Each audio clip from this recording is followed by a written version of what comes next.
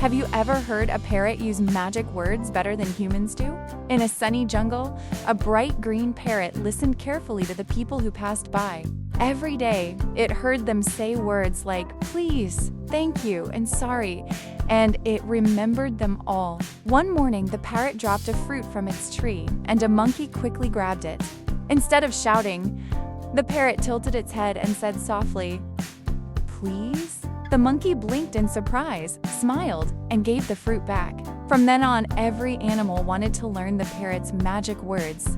Soon, the jungle felt kinder, filled with laughter, sharing, and gentle voices. What about you? Do you use those magic words every day? Tell me in the comments, because